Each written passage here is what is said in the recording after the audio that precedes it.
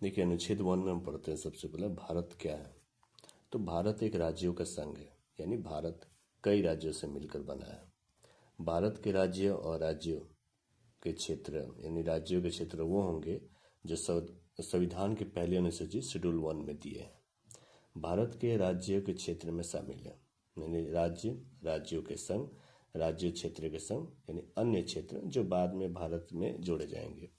अनुच्छेद दूसरा में हमें ये कहता है कि नए राज्यों का प्रवेश या स्थापना संसद यह तय कर सकती है कि कोई नया राज्य भारत का हिस्सा बने या एक नया राज्य बनाया जाए। यह संसद के पास शक्ति है कि वह किसी भी देश को भारत के शामिल कर सकता है कुछ शर्तों पे। उदाहरण के लिए सिक्किम को 1975 में भारत को शामिल किया गया था। अनुच्छेद तीसरा है राज्यों की सीमाएं यानी नाम क्षेत्र में बदलाव।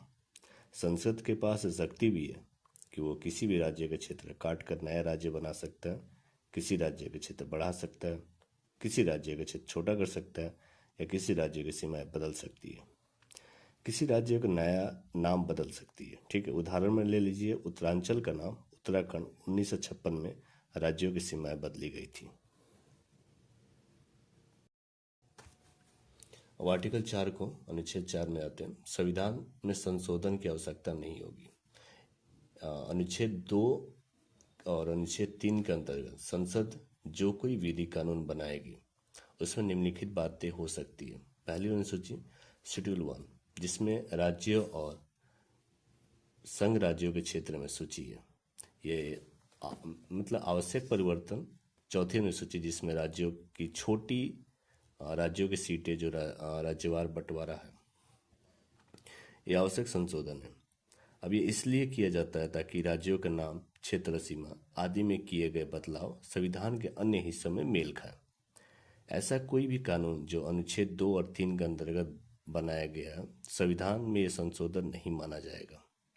सरल भाषा में इसको समझते हैं, अगर संसद कोई राज्य जोड़ती है, हटाती है, नाम बदलती है, सीमा बदलती है, उसके कारण संविधान के कुछ हिस्सों जैसे शेड्यूल 1 और 4 में बदलाव होते हैं तो उसे संविधान नहीं माना जाएगा, यानी अनुच्छेद 368 के अनुसार विशेष प्रक्रिया अपनाने की जरूरत नहीं है।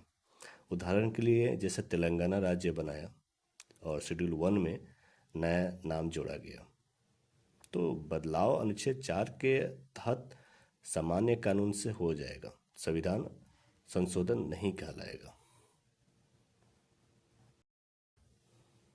अब आते हैं नागरिकता में, भाग 2 में। अनुच्छेद 5 में नागरिकता का अधिकार है। इन 26 जनवरी 1950 को जो व्यक्ति भारत की स्वतंत्रता के समय 26 जनवरी 1950 में भारत में था, या जन्मा था या उसके माता पिता भारत में जन्मे थे, या वह भारत में 5 साल से अधिक समय से रहा था, तो उसे भारतीय नागरिक माना जाएगा। यानी मतलब देखिए 26 जनवरी 1950 को कुछ विशेष शर्तों के आधार पर भारतीय नागरिकता दी गई थी। अनुच्छेद 6 के अंतर्गत में आते हैं, तब पाकिस्तान से आए लोगों के लिए, जो लोग भारत के विभाजन के बाद पाकिस्तान से भारत आए रिफ्यूजी की तरह, उनके लिए अलग नियम बनाए गए। जैसे अगर कोई व्यक्ति भारत आने से पहले पाकिस्तान में रहता था और अगर वो भारत आने के बाद पंजीकरण करवा लेता है तो उसे भारतीय नागरिकता माना जाएगा। ठीक है, अनुच्छेद 7 में आते हैं, तो इसमें पाकिस्तान गए लोगों के लिए, जो लोग भारत से पाकिस्तान चले गए थे प्रोटेशन के समय में, फिर वापस आए, तो उनकी नागरिकता तभी मानी जाएगी जब भारत सरकार उन्हें अनुमति दे। अनुच्छेद 8 में आते हैं, विदेश में रहने वाले भारतीय मूल लोगों के लिए, जो लोग भारत से बाहर गए, विदेशों में रहते हैं लेकिन उनके माता पिता या दादा दादी भारत में जन्मे थे, वे भारत के दूतावास एम्बेसी में जाकर के पंजीकरण करवा करके नागरिक बन सकते हैं। अनुच्छेद 9 हमें ये कहता है कि विदेशी नागरिकता लेने पर अगर कोई व्यक्ति स्वच्छता से किसी और देशों की नागरिकता ले लेता है तो वह भारतीय नागरिक नहीं रहेगा। ठीक है, अनुच्छेद 10वें में आते हैं, वह नागरिकता का निरंतर अधिकार है। जो कोई भी व्यक्ति संविधान के अनुसार भारतीय नागरिक है उसे नागरिकता का संसद कानून बना करके बदल या खत्म कर सकती है। अनुच्छेद 11 में आते हैं, संसद की शक्तियों को समझते हैं। संसद को यह अधिकार है कि वह नागरिकता के लिए कानून बना सके कि कौन नागरिक बनेगा, कैसे बनेगा और कैसे नागरिकता छीनी जा सकती है। इस अनुच्छेद के तहत 1955 में भारतीय नागरिकता का अधिनियम सिटीजन एक्ट बनाया गया था।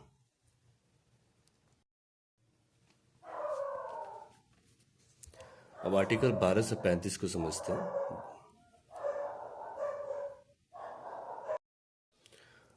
आर्टिकल 12 से 35 जो भाग 3 में आता है, मौलिक अधिकार होता है।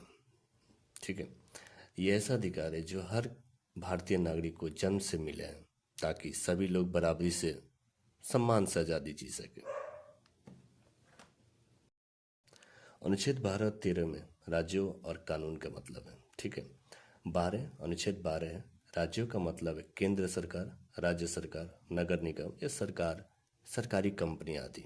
ठीक है, अनुच्छेद 13 है, अगर कोई कानून मूल अधिकार के खिलाफ है तो वह कानून कैंसिल या रद्द हो जाएगा। ठीक है, अब आते हैं मुख्य 6 अधिकारों पे। समानता का अधिकार अनुच्छेद 14 से लेकर अनुच्छेद 18 तक के। तो अनुच्छेद 14 में यह सिखाता है कि सबको एक साथ जैसा व्यवहार होगा। 15वां अनुच्छेद हमें बताता है धर्म, जाति, लिंग आदि का भेदभाव नहीं होगा। और 16वां हमें आता है नौकरियों का बराबर का मौका मिला जाएगा। ठीक है, और 17वां अनुच्छेद होता है छुआछूत को ख़त्म किया जाएगा। जैसे भेद प्रथा जो समाज में छुआछूत होती थी कि बड़े लोग छोटे लोग, इसके जो छुआछूत वाली जो प्रथा थी वो ख़त्म हो गई। और 18वां है कि राजा नवाबों जैसी उपलब्धियाँ अब नहीं दी जाएगी। ठीक है, दूसरी आज़ादी के अधिकार को समझते हैं। ये अनुच्छेद 19 से लेकर 22 तक के आते हैं। मतलब अनुच्छेद 19 हमें ये सिखाता है बोलने, घूमने, काम करने का आज़ादी दी जाएगी। और अनुच्छेद 20 हमें सिखाता है एक ही अपराध को 2 बार सज़ा नहीं दी जाएगी। और 21 अनुच्छेद सिखाता है जीने और आज़ादी से जीने का अधिकार होगा। 21A दिखाता है 6 से 14 साल के बच्चों को मुफ्त शिक्षा मिलनी चाहिए। और अनुच्छेद 22 हमें सिखाता है गिरफ्तारी के समय कानूनी सुरक्षा मिलनी चाहिए। शोषण से बचाव का अधिकार, ये 23 से लेकर 24 के आर्टिकल में आते हैं अनुच्छेद में। तो अनुच्छेद 23 है जबरन काम करना मना हो जाएगा, यानी बेरोजगारी बंद। आर्टिकल 24 हमें सिखाता है, अनुच्छेद 24 सिखाता है बच्चों से खतरनाक काम नहीं करवाया जा सकता, यानी 14 साल से छोटे बच्चे। ठीक है, और आते हैं धर्म और आज़ादी में, जो अनुच्छेद 25 से लेकर 28 के बीच में। तो 25 हमें जो सिखाता है अनुच्छेद कोई भी धर्म मान सकता है। ठीक है, 26 अनुच्छेद सिखाता है मंदिर, मस्जिद जैसे धर्म स्थान चला सकते हैं। अनुच्छेद 27 हमें सिखाता है सरकार धार्मिक कामों के लिए टैक्स नहीं लगा सकती है। और अनुच्छेद 28 सिखाता है स्कूलों में धार्मिक पढ़ाई की सीमा तय होगी।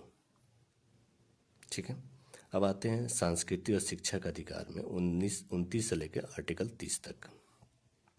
अनुच्छेद 29 अपनी भाषा और संस्कृति को बचाने का अधिकार देता है। अनुच्छेद 30 हमें अल्पसंख्यक, मुस्लिम, सिख आदि अपने स्कूल खोल सकते हैं। और 6वें आते हैं मूल अधिकार की रक्षा अधिकार, यानी अनुच्छेद 32 की बात करते हैं।